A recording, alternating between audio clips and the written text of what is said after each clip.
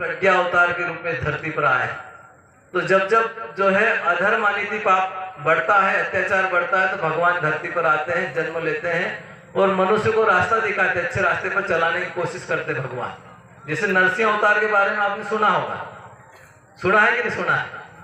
तो नरसिंह अवतार के बारे में क्या है, भगवान को आधा शरीर जो था मनुष्य का, आधा शरीर मनुष्य का, आधा शेर का था। तो ऐसा क्यों अवतार हुआ भाई, क्या कारण था उसका? तो जब जब जैसी जैसी परिस्थिति होती है वैसे भगवान आते हैं धरती पर।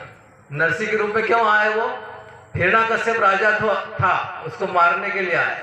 वो हिरण्यकश्यप ने तपस्या की थी, बहुत सारी कठोर तपस्या की उन्होंने, और कठोर तपस्या करने के बाद उनने वरदान मांगा भगवान से। जब तपस्या करते हैं उस जमाने में तपस्या करते थे लोग, तो भगवान प्रसन्न हो जाते थे और प्रसन्न हो जाते थे, बोलते थे बेटा मांग क्या मांगता है, बोल क्या मांगता है। तो भगवान वरदान देते थे। हिरण्यकश्यप ने भी कठोर तपस्या की और तपस्या करने के बाद भगवान प्रसन्न हो गए। तो उसको कहा कि बोल क्या मांगता है। तो उनने क्या मांगा भगवान से कि मेरे को कोई मार नहीं सकता, धरती पे कोई मार नहीं सकता, आकाश में कोई मार नहीं सकता, अस्त्र से कोई मार नहीं सकता, कोई शस्त्र से मार नहीं सकता, और किसी भी से भी कोई चीज मार नहीं सकते। धरती पर कोई मार सकता, आकाश में भी कोई नहीं मार सकता, अस्त्र से कोई मार नहीं सकता है और शस्त्र से भी कोई नहीं मार सकता, कोई मनुष्य नहीं मार सकता, कोई देवता भी नहीं मार सकता। ऐसा वरदान मांग लिया भगवान ने, तथास्तु कह दिया। अब तथास्तु कहा तो उन्होंने सोचा कि अब तो कोई मेरे को मार ही नहीं सकता, मैं खुद ही भगवान। अब ऐसा वरदान मिल जाए आदमी को तो कहते मैं भगवान, अब कोई मार नहीं सकता, मैं भगवान, मेरी पूजा करो। वो क्या कहता है राक्षस हिरण्यकश्यप कहता मेरी पूजा करो, मैं ही भगवान हूँ, ये मार ही नहीं सकते। तो उनने जो है ऋषि मुनि जितने भी थे, तपस्या करने वाले ऋषि मुनि संत महात्मा, सबको कहा कि कोई भगवान की पूजा नहीं करेगा और जो करेगा उसको सजा मिलेगी। मैं भगवान हूँ, मेरी पूजा करे, मेरे पास आए, मैं जैसा कहूँ वैसा करना पड़ेगा। तो ऋषि मुनि सब नाराज हो गए, परेशान हो गए कि ये भगवान थोड़ी हो सकता है, भगवान तो दूसरे होते हैं, पर इसको तो वरदान मिला, इसलिए अहंकार आ गया कि कोई मार नहीं सकता है, इसलिए उन्होंने भगवान अपने आप को घोषित कर दिया। और उसका आतंक बढ़ता गया। तो आखिरी में क्या हुआ कि भगवान ने उसके घर में प्रहलाद को पैदा कर दिया। और प्रहलाद जब पैदा हुआ तो उसको वो क्या नारायण नारायण भगवान का नाम लेता था, जप करता था। तो वो बाप उसका कहा कि भगवान का नाम मत ले, तू भगवान का नाम मत ले और मेरा नाम ले, मैं भगवान हूँ। तो उसका बेटा क्या कहे कि तुम मेरे पिता हो सकते हो, तुम यहाँ के राजा हो सकते हो, लेकिन भगवान नहीं हो सकते हो। बेटे और बाप में ऐसी हो गई। और बेटा उनको चैलेंज दे रहा, बाप को चैलेंज कर रहा है कि तुम राजा हो सकते हो यहाँ के, और क्या हो सकते हो, मेरे पिताजी हो सकते हो, लेकिन भगवान नहीं हो सकते। तो बाप क्या सोचे कि अरे अरे कहां से आ गया, कैसे आ गया ये, मैं खुद भगवान हूं, मेरा नाम नहीं ले रहा, भगवान का नाम ले रहा है। तो उसको जो है आप सबने सुना होगा, हाथी से कुचलवाया, पहाड़ से फेंका गया न। फिर एक बार क्या हुआ कि होली उसकी बहन थी, हिरण्यकश्यप राजा की बहन होली थी। तो उसको वरदान था कि वो आग में बैठ जाती थी तो वो जलती नहीं थी। उसको वरदान ऐसा था आग में बैठ जाती थी, वो जला देते लकड़ी में, उसको बिठा देते, फिर जलती नहीं थी वो।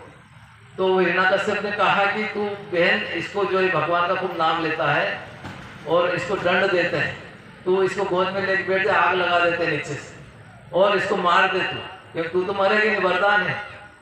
आग पे बैठने से वो मरती नहीं थी, होली नाम था उसका। तो उसको गोद में बिठा दे प्रहलाद को और आग लगा दी, तो उल्टा हो गया, प्रहलाद बच गया, होली खुद मर गई। उसके बाद से होली जलाने का क्रम चलता है, हर साल होली बालते हैं ना, ये उस जमाने से बाल रहे हैं होली। ये बुराई की होली है कि लकड़ी जलाने को होली थोड़ी है, लकड़ी जलाते आ रहे, जलाते हैं। जैसे रावण को भगवान राम ने मार दिया, लेकिन परंपरा रावण जलाना, बड़े बड़े शहरों में रावण जलाते हैं, लाखों रुपए फूंक देते हैं, पटाखे फोड़ते हैं। तो ये परंपरा चल रही है भाई, क्या मतलब रावण जलाने से, होली जलाने से? बुराइयों की होली जलाना चाहिए, अपने अंदर जो बुराइयां है उसको मारना चाहिए, ऐसा परम पूज्य गुरुदेव कहते हैं। तो उसको प्रहलाद को मारने के लिए होली की गोद में बिठाया, तो प्रहलाद तो बच गया, लेकिन होली जल गई, उल्टा हो गया, आग में भी नहीं जला वो। तो प्रहलाद को बहुत सजा दी, तरह तरह की सजा दी गई, मारने ठोकने के लिए, हाथियों से को चलवाया, पहाड़ से फेंका गया ना।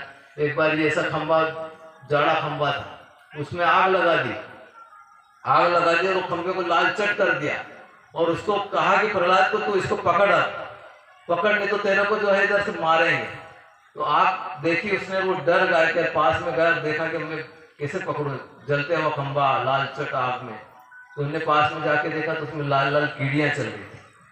तो उनने सोचा कि भाई कीड़ियां जब चल रही है ये तो नहीं मरी तो मैं कैसे मरूंगा। तो उसने खंबे को पकड़ लिया तो उसका कहीं नहीं हुआ। ये भगवान का वरदान था उसको, इसलिए उसको कुछ भी नहीं हुआ। तो आतंक उसका राजा का बढ़ता गया। आखिरी में क्या हुआ कि भगवान को आना पड़ा। कैसे आना पड़ा आप सबको मालूम है। धरती पे कोई मार नहीं सकता, आकाश में कोई मार नहीं सकता।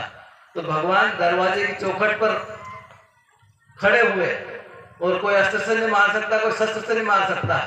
तो बड़े बड़े नाखून से उसको चीर दिया गया। कोई मनुष्य भी नहीं मार सकता और कोई जानवर भी नहीं मार सकता, ऐसा वरदान था। तो भगवान को फिर आधा शरीर शेर का आधा मनुष्य का लेना पड़ा कि भाई उसको वरदान है कि कोई मनुष्य नहीं मार सकता, कोई जानवर भी नहीं मार सकता, कोई देवता भी नहीं मार सकता। तो फिर ऐसा रूप लेना पड़ा भगवान को, नरसिंह के नर आधा शरीर नर का, आधा सिंह मतलब शेर का शरीर आकर के उसको नाखून से चीर दिया था। मतलब अधर्म मानवीय पाप अत्याचार जब बढ़ता है तो भगवान आते हैं धरती पर और धरती पर आकर के आदमी को अच्छे रास्ते पर चलाते हैं। तो आज का जो अवतार है ये परम पूज्य गुरुदेव, तो आज का अवतार क्या है, धरती पर अधर्म अनीति पाप अत्याचार बढ़ता जा रहा है। ऐसे में क्या है परम पूज्य गुरुदेव आए और उनका बेटा मेरी बात पहुंचाओ, तुम जन जन तक पहुंचाओ। अब लोग माने नहीं सुने नहीं, कैसे पहुंचाए, क्या करें हम।